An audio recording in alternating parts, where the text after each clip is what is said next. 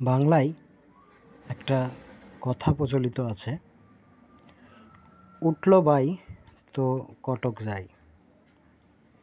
ঠিক সেম জিনিস হয়েছিল আমার ক্ষেত্রে। কি মন হলো, রাত্রিবেলা বাইক নিয়ে বেরিয়ে পড়লাম সিউড়ি সাঁইথিয়া মেন রোড ধরে, এবং সাঁইথিয়ায় যে দর্শনীয় স্থান রয়েছে মা নন্দেকেশ্বরীর মন্দির, সেখানেই যাব করে ঠিক করে বেরিয়ে পড়লাম। যাওয়ার সময় রাস্তাতে পড়ল ঐক্য সম্মেলনী। সাঁইথিয়া পৌরসভা পেরিয়েই বাঁ দিকের যে গলিটা রয়েছে সেখানেই এই কালী মন্দিরটি পড়ে। আর এই যে মূর্তিটি দেখছেন, এটা হচ্ছে অষ্টধাতুর দ্বারা নির্মিত কালী মন্দির, কালী মূর্তি। এই মূর্তিটিকে দেখলেই একটা মনের মধ্যে পবিত্র ভাব আসে এবং ভক্তি ভাব আসে। মন্দিরটি দেখেই আমরা বেরিয়ে পড়লাম সাঁইথিয়া ওভারব্রিজ হয়ে। নিচের দিকে নেমেই পড়ে নন্দেকেশ্বরী মন্দির। এটা সাঁইথিয়া ওভারব্রিজ রেল স্টেশনের উপরেই এই যে ওভারব্রিজটা। আর এই সামনের রাস্তাটাই হচ্ছে নন্দেকেশ্বরী মন্দির যাওয়ার রাস্তা। এখান থেকে উঠে এই বাঁ দিকে একটা ব্যারিকেড করা আছে, এদিকে আসা যায়। এটা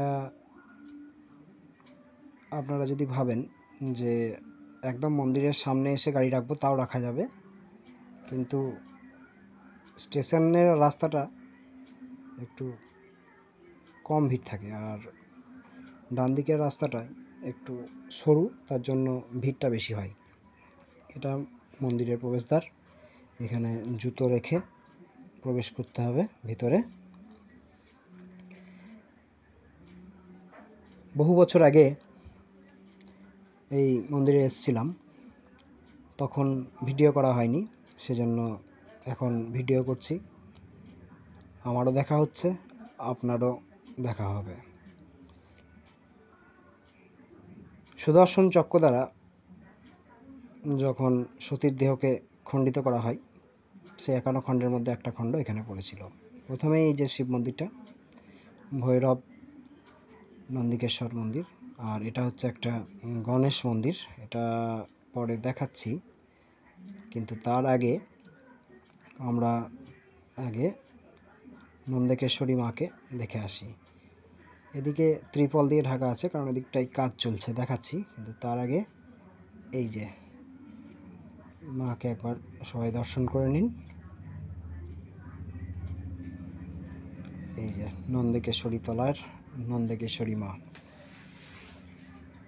এটা একটা বট গাছ আছে এখানে, এই বট গাছের নিচেই মায়ের অবস্থান। এটা যখন খুব ভিড় হয় তখন এই রাস্তা দিয়ে আসতে হয় লাইন করে। আর যেহেতু রাত্রিবেলা এটা ভিডিওটা শ্যুট করা হয়েছে, সেজন্য একটু অন্ধকার অন্ধকার এসছে, মাফ করবেন তার জন্য। এদিকটা কনস্ট্রাকশনের কাজ চলছে, সেজন্য এই ত্রিপল দিয়ে ঢাকা আছে। আর এদিকটা নো এন্ট্রি আছে এখন। এই যে নটরাজ মূর্তি, এখানে আরও অনেক মূর্তি আছে, কিন্তু সেগুলো দেখাতে পারছি না যেহেতু নো এন্ট্রি আছে।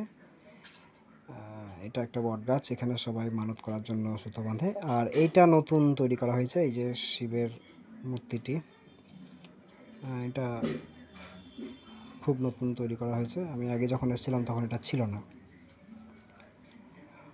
এরপরে আরেকবার দেখে নিন মা নন্দেকেশ্বরীকে।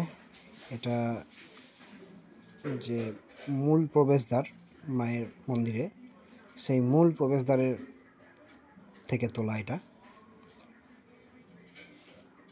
একবার পুরোটা দেখালে বুঝতে পারবেন।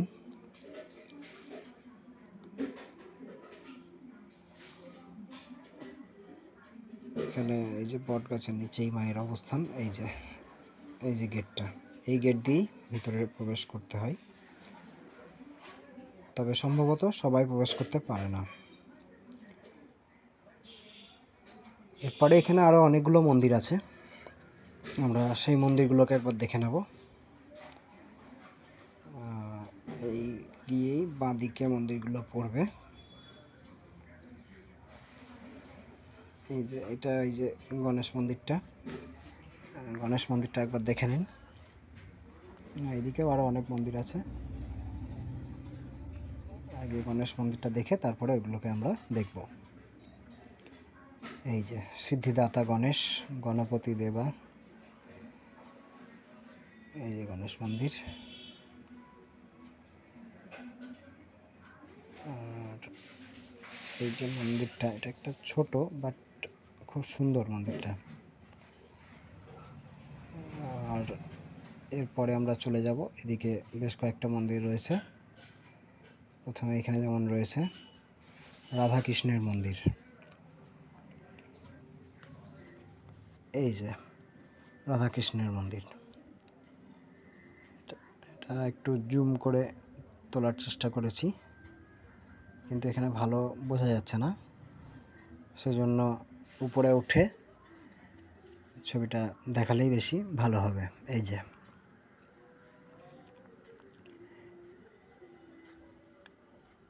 রাধাকৃষ্ণ অবস্থান করছেন এখানে। এর পাশেই রয়েছে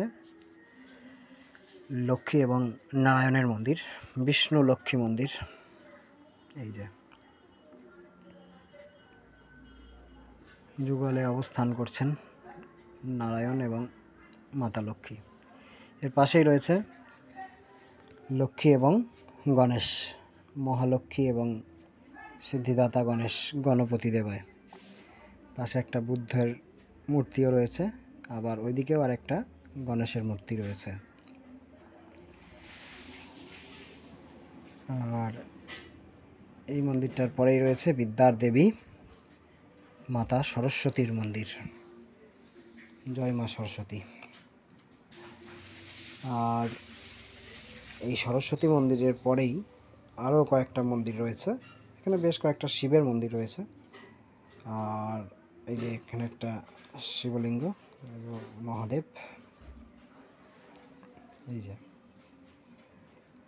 এরপরে এটাও একটা শিব মন্দির, শ্রী ওঙ্কারেশ্বর মন্দির। এখানেও একটা শিব মন্দির রয়েছে, শিবলিঙ্গ রয়েছে এখানে একটা। আর এরপরেও আর একটা রয়েছে, কিন্তু এটা ঠিক কি মন্দির আমি ঠিক বুঝতে পারলাম না, তবে সম্ভবত এটা মাতা পার্বতীরই কোনো একটা রূপ হয়তো হবে। যদি কেউ জানেন জানাতে পারেন, এটা আমি ঠিক বুঝতে পারিনি এটা কি মন্দির। আর এদিকে আরও দুটো মন্দির আছে, একটা হনুমানজির মন্দির আর একটা আছে রাম লক্ষ্মণ সীতা হনুমানজি সবাই একসঙ্গে। এগুলো তো আগেই আপনারা দেখলেন। এরপরে ওই দুটো মন্দির দেখে আজকের ভিডিও শেষ করব। দেখি যাওয়া যাক মন্দিরে। এই যে এই সামনের মন্দিরটাই হচ্ছে এই যে রাম লক্ষ্মণ সীতা সব এখানে আছেন। এই যে এদিকে লক্ষ্মণ, এদিকে রাম, তারপরে সীতা, নিচে হনুমানজি অবস্থান করছে, আর উপরে এই যে রামলালার ছবি। আর এই মন্দিরটার পাশেই হনুমানজির মন্দির, বজরংবলীর মন্দির, সংকট মোচনকারী। এই যে, কিন্তু এটা বাইরে থেকে একটু অস্পষ্ট আসছে, ভিতরে এসি চলছে, সেই জন্য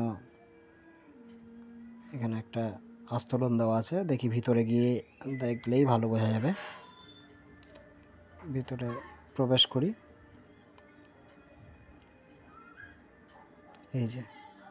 এই যে লক্ষ্মণ যখন আহত হয়েছিলেন তখন এই যে হনুমানজি সঞ্জীবন ঔষধ আনার জন্য পর্বত নিয়ে আসছেন, আর এখানে বানর সেনারা সবাই অপেক্ষা করছে। আর এই যে হনুমানজির মন্দির, এই যে হনুমানজি। নিচে হনুমানজির বিগ্রহ। আর এটা হচ্ছে হনুমান চালিসা, হিন্দিতে লেখা আছে। দোহা থেকে শুরু করে হনুমান চালিসা, আবার শেষে দোহা, এই পুরোটাই হিন্দিতে লেখা। আর এদিকে রয়েছে রাম লক্ষ্মণ সীতা হনুমানজি, আর এটা বাংলায় হনুমান চালিসা। আজকের ভিডিও এটুকুই, ধন্যবাদ।